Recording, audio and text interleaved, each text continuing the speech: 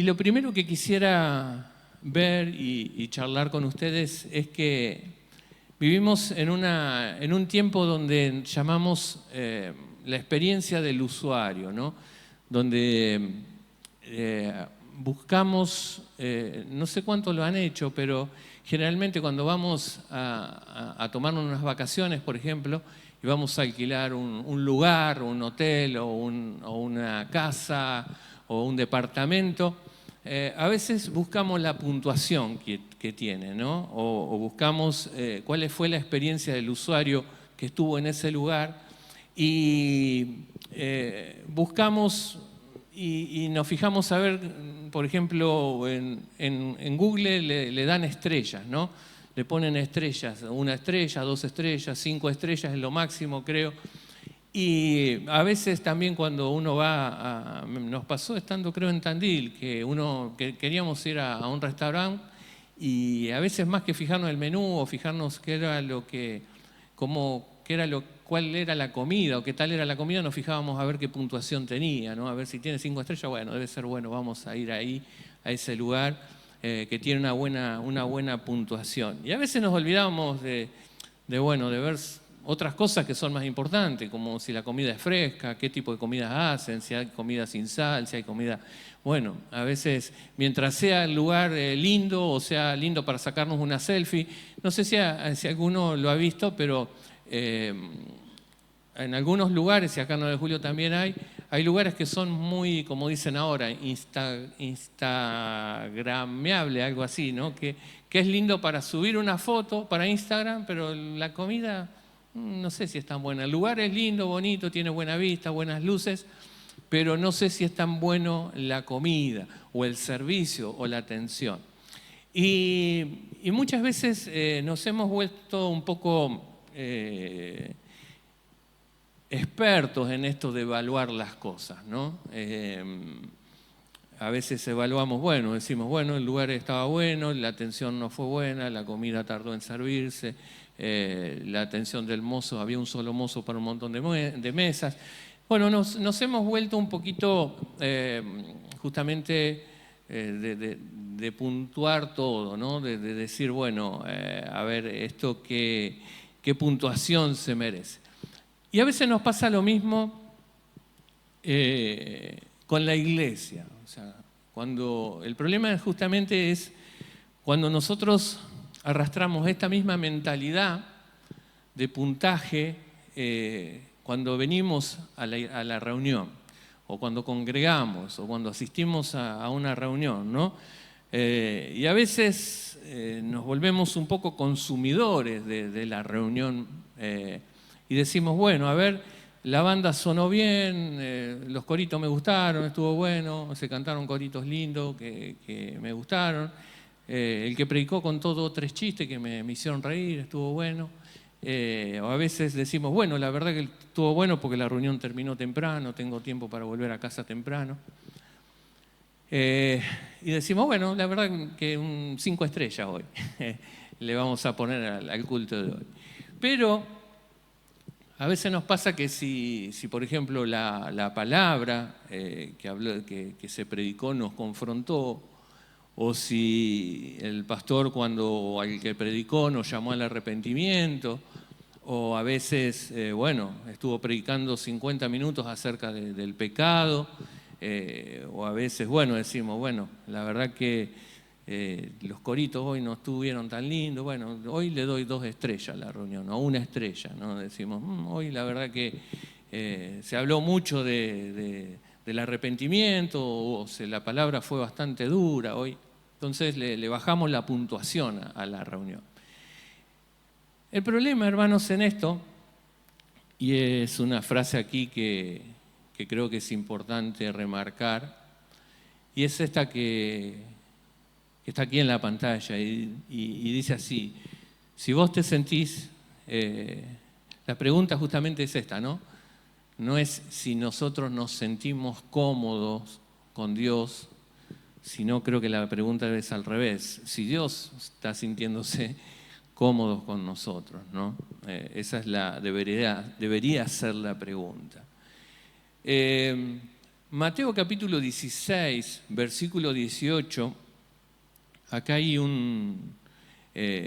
algo importante para entender y yo quisiera hablar de 4 peligros o 4 puntos que tendríamos que ver para poder entender justamente y poder de alguna forma trabajar en esto que es peligroso, ¿no? Que es cuando justamente la iglesia se quiere parecer al mundo para ganarlo, ¿no?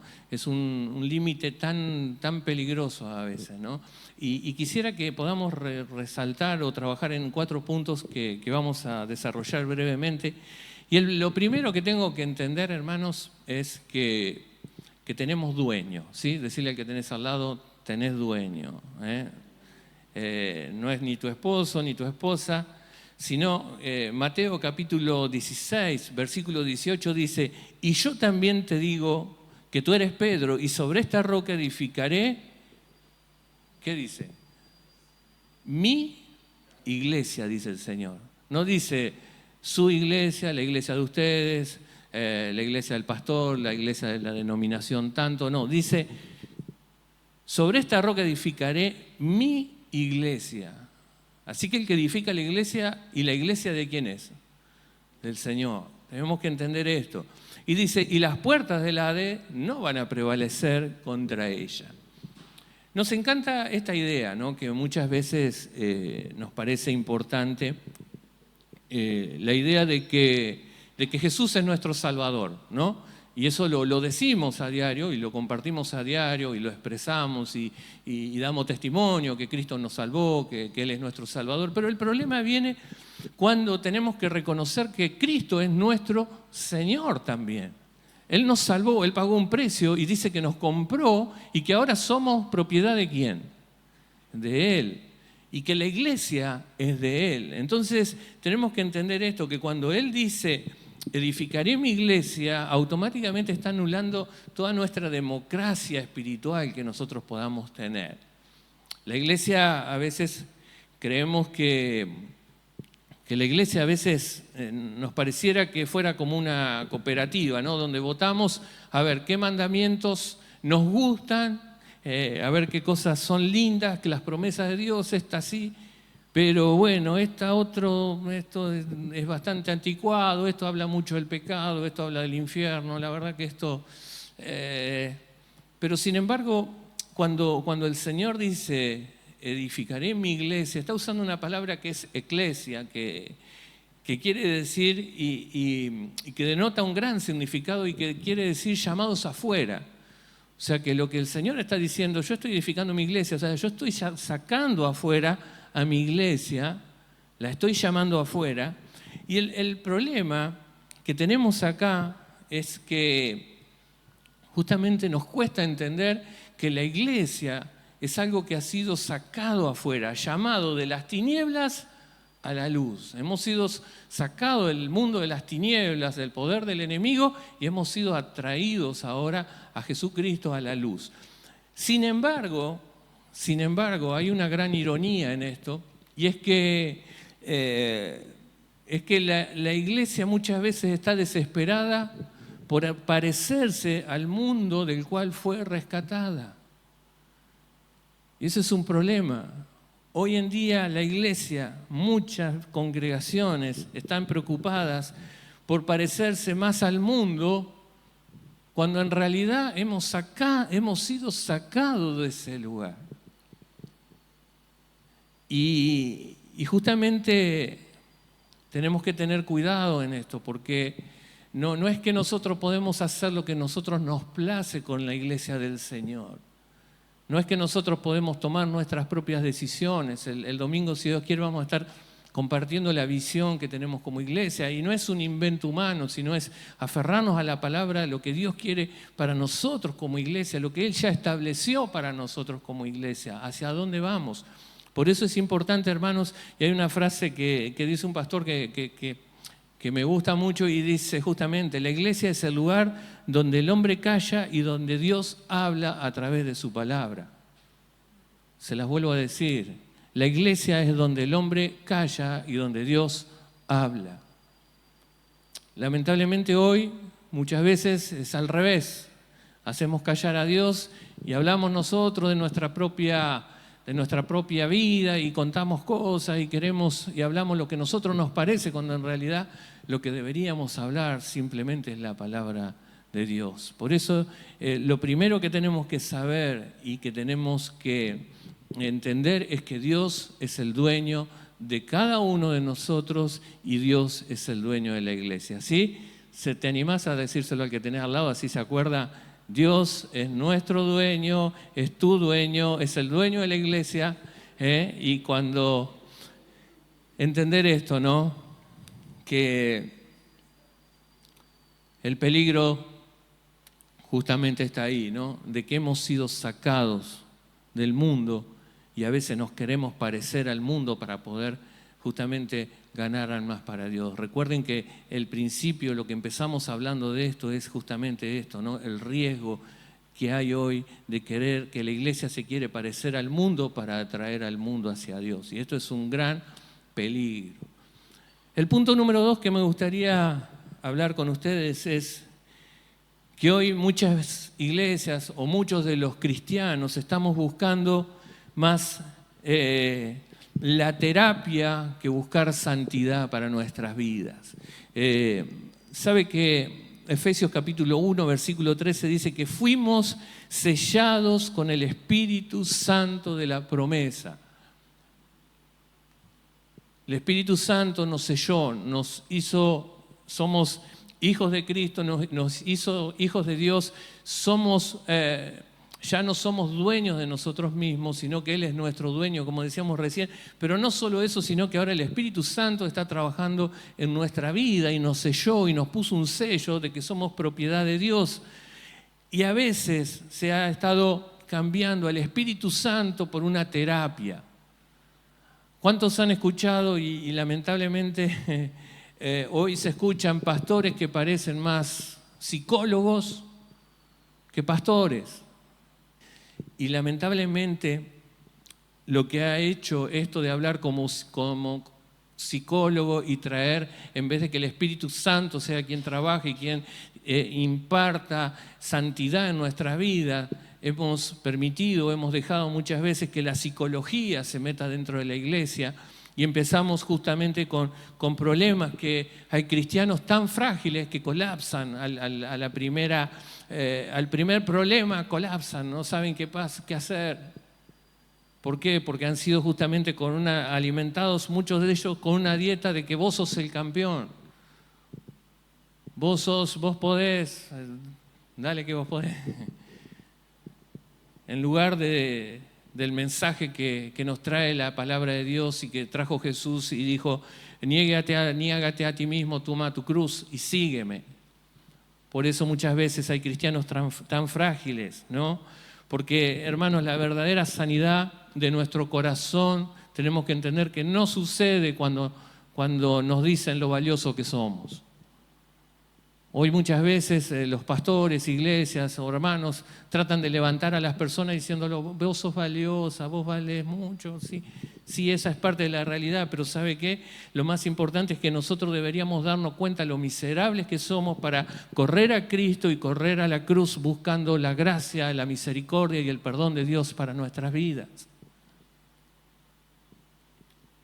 Entonces, tenemos que entender, hermano, que nuestro mayor problema en nuestra vida es el pecado y no es la falta de autoestima. Lamentablemente hoy dice, pobrecito, mirá, tiene la estima baja, hay que subirle la autoestima para que ande bien. No, lo que hay que hacer es buscar a Dios, hermano. Es buscar a Dios de todo corazón. Es decir, que el Espíritu Santo trabaje en nuestras vidas, que Él trabaje, que Él transforme, que Él cambie, que Él nos dé una nueva vida en Cristo. No, el Espíritu Santo, la obra del Espíritu Santo no es mejorar lo que tenemos, sino es darnos una nueva vida en Cristo.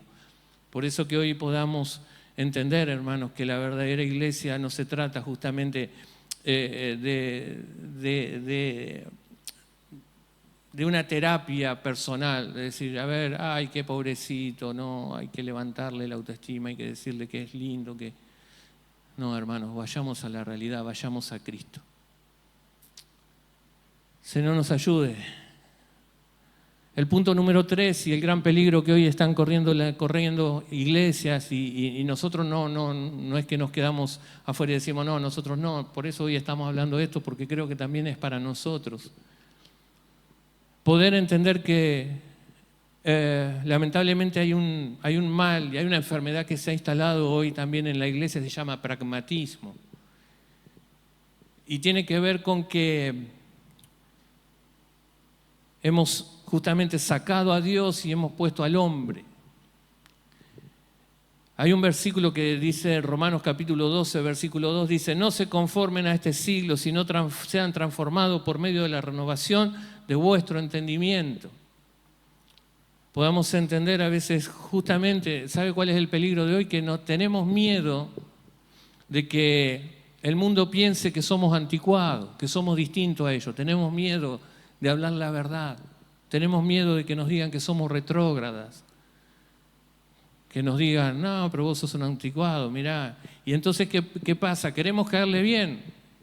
Queremos caerle bien a la cultura de hoy, queremos caerle bien a este que no es cristiano. Y ¿sabe qué empezamos a hacer? Entonces empezamos a diluir el evangelio. Empezamos a licuarlo, empezamos a aguarlo, empezamos a decir, bueno, no vamos a hablar de pecado, vamos a hablar de errores, bueno, no vamos a hablar tanto del infierno, no vamos a hablar tanto de esto, vamos a decirle que, ¿sabe cuál es el gran peligro de hoy? Es decirle, vamos a decirle que Dios lo ama tal cual son. Y sabe que Dios los ama, tanto los ama, que no los quiere tal cual son, ni nos quiere tal cual somos. Porque Él quiere transformarnos. Si somos de carácter fuerte, Él nos quiere cambiar ese carácter. Si somos personas que tenemos miedo, Él quiere quitar el miedo de nuestras vidas. ¿Sabe que la multitud seguía a Jesús? ¿Por qué? Dice. Por los panes y por los peces. Pero ¿saben qué? Cuando Él le habló de comer su carne y de beber su sangre, ¿saben lo que pasó? Cuando Él le habló de un compromiso real, la multitud se empezaron a ir. Y saben que vinieron y le dijeron, maestro, estaba hablando demasiado duro, mirá que se están echando, mirá, estos se van porque el mensaje está heavy hoy. Y le dijo, pará, ustedes también se quieren ir. Tremendo, ¿no? Por eso, hermanos, una de las frases que puse en la semana fue esta: no confundamos una multitud entretenida con una iglesia transformada. Sabe que el Señor quiere trabajar en nuestras vidas y quiere hacer algo nuevo en la congregación, pero necesitamos esto, no ser una multitud, o no necesitamos ser una congregación que está entretenida haciendo cosas, sino una congregación que es transformada. Decirle al que tenés al lado, Dios quiere transformar tu vida.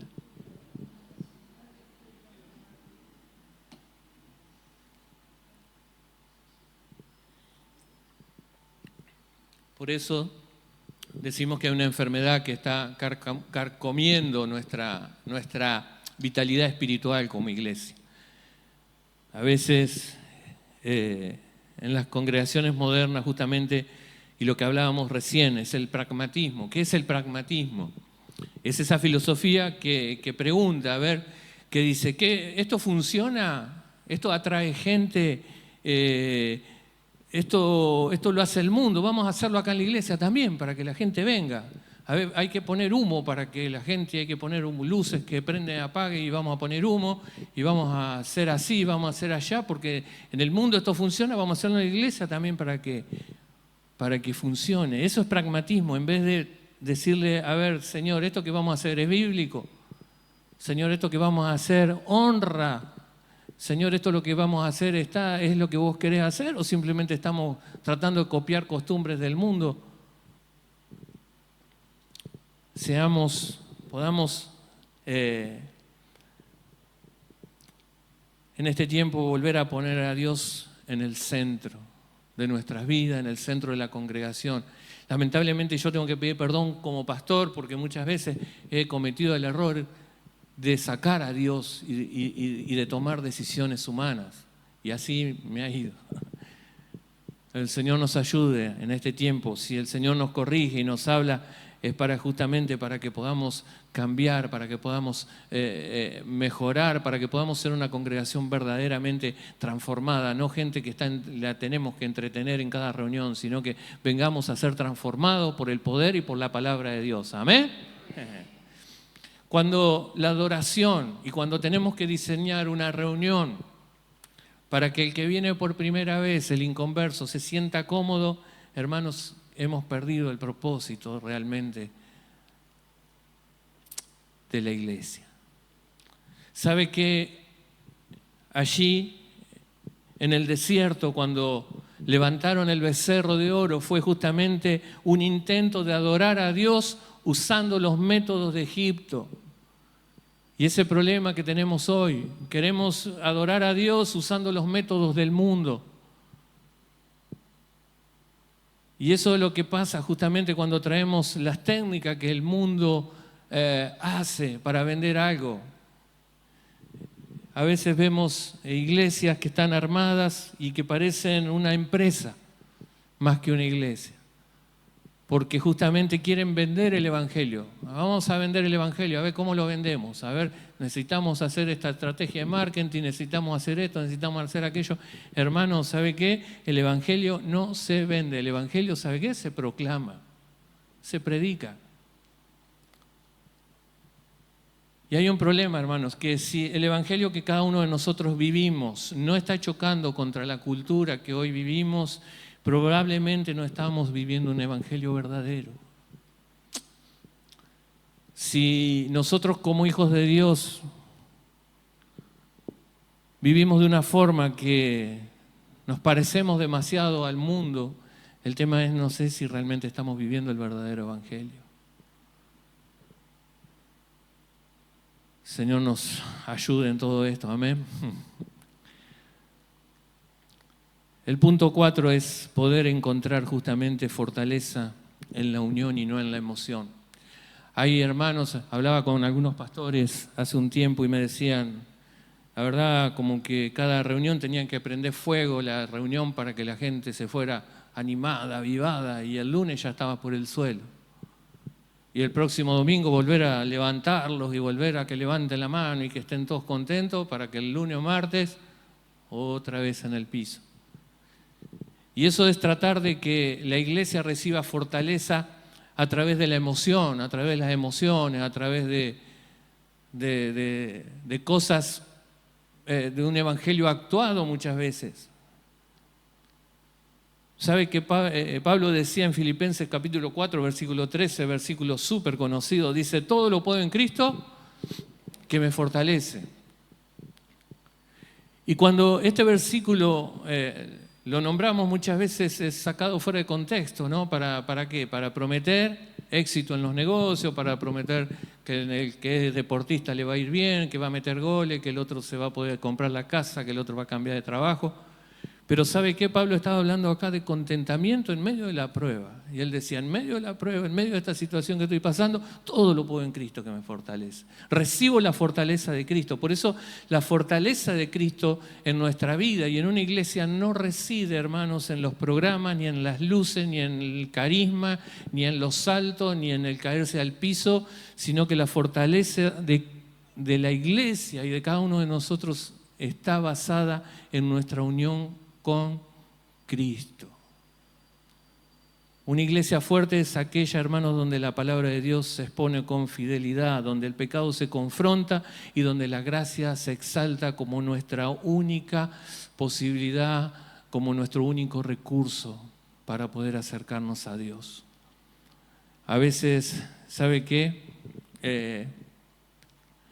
Creemos que la fortaleza la podemos brindar nosotros con un buen espectáculo, una buena reunión, unos buenos coros ahí de poder. Pero hermanos, si no estamos cada uno de nosotros en la semana aferrados a Cristo, a la vid verdadera, y su savia, su poder no fluye a través de nosotros, Jesucristo dijo, separados de mí, nada podemos hacer. Charles Spurgeon decía, no necesitamos defender la Biblia es como un león, soltalo y se defenderá sola. Tremendo. Poder entender, hermanos, que necesitamos volver a confiar, ¿sabe qué? En el poder del Evangelio puro. Entender que no se trata de lo que nosotros hagamos, ni de cuántas luces pongamos, ni de cuánto humo echemos, ni de cuántas pantallas usemos, ni de cuánta música hagamos, sino el poder del Evangelio proclamado. Pablo decía, no me avergüenzo del Evangelio porque es poder de Dios para salvación, y eso es lo que tenemos que volver a buscar. Hemos justamente, como hablábamos al principio, hemos vuelto a querer que la iglesia se parezca al mundo, de donde justamente Dios nos sacó.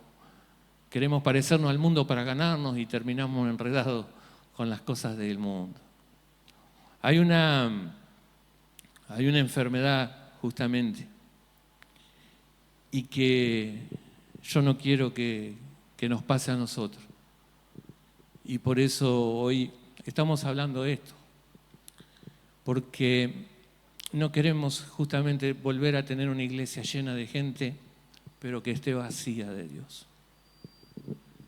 Necesitamos que la iglesia esté llena de Dios, que nosotros como cuerpo, como iglesia podamos estar llenos de la presencia de Dios. Hay una frase que me gustaría dejarles. Y es esta, hermanos. El mundo no necesita una iglesia que se parezca al mundo. El mundo necesita una iglesia que se parezca a Cristo.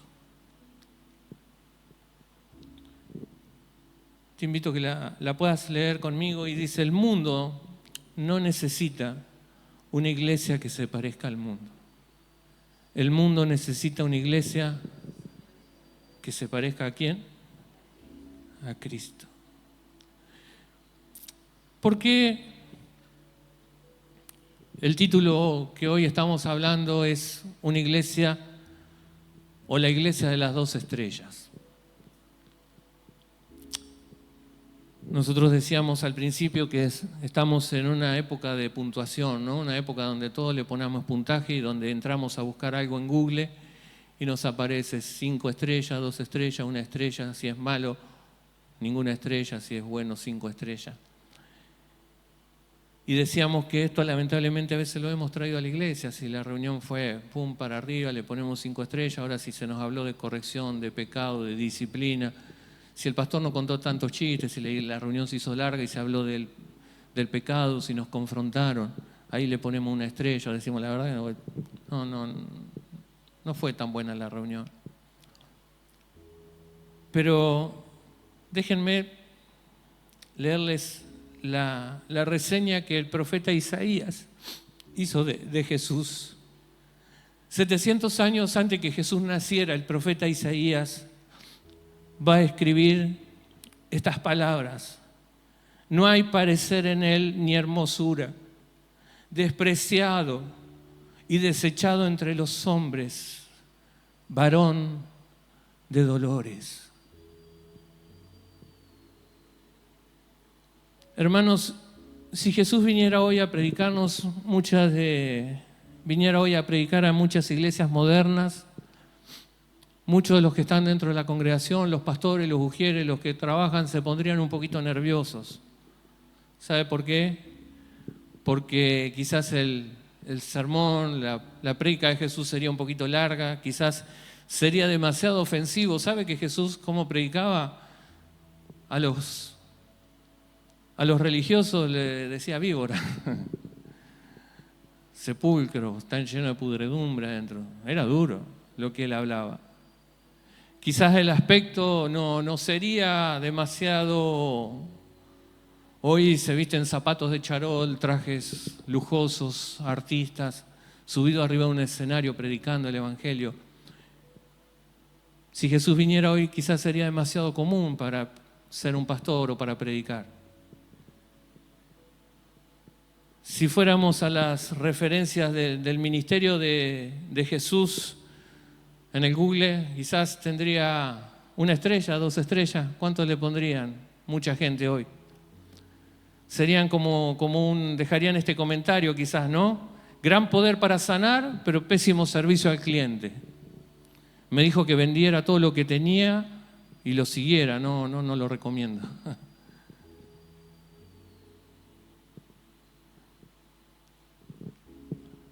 Para ir cerrando, la iglesia de la Odisea en Apocalipsis. Una iglesia que para ellos eran, ¿cuántas estrellas? 5, porque no le podían poner más ya. Tenían oro, tenían riqueza, los mejores programas. Decían, soy rico, no tengo necesidad de nadie. Pero ¿sabe cuál era la reseña de Dios para ellos? 0 estrellas.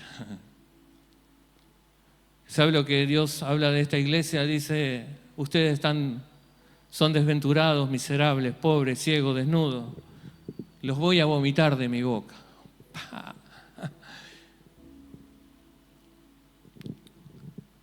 ¿Sabe, hermano, que una iglesia que te predica la verdad o que te dice la verdad, aunque te ofenda, es una iglesia que te ama?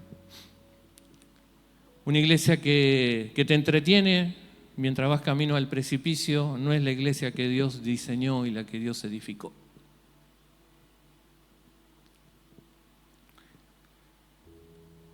Poder entender estos puntos que hoy hemos hablado, que no nos pertenecemos, no somos dueños. Jesús dijo, yo edificaré mi iglesia. Cristo es el que tiene la escritura, es el dueño, es el que manda, es el que habla y es el que nosotros tenemos que escuchar, es el que nosotros tenemos que obedecer. Nuestra iglesia puede hacer esta congregación no una congregación que busque terapia, hermano, sino que podamos dejar de buscar esas palabras que nos adulan y que nos levantan el ego para justamente empezar a abrazar con amor la corrección de parte de Dios. Aunque nos duela, a nadie le gusta que lo corrijan, a nadie le gustan las palabras duras, pero son la forma de crecer. Y si nosotros somos capaces de ser humildes y de poder recibir la corrección, es porque Dios está trabajando en nosotros y porque Él quiere hacer algo y porque quiere hacernos crecer. Podamos en este tiempo renunciar justamente al pragmatismo mundano. Déjeme decirle una frase: mejor una verdad impopular que salva que una mentira entretenida que condena. Se la vuelvo a decir: mejor una verdad impopular que te salva y no una mentira que te entretiene pero te condena. Por otro lado, estuvimos hablando justamente de esto, no buscar la emoción. Sabe que nuestra fuerza no viene del show, de las reuniones que podamos armar. Nuestra fuerza viene, hermanos, de poder estar conectados, enchufados a la vid verdadera todos los días.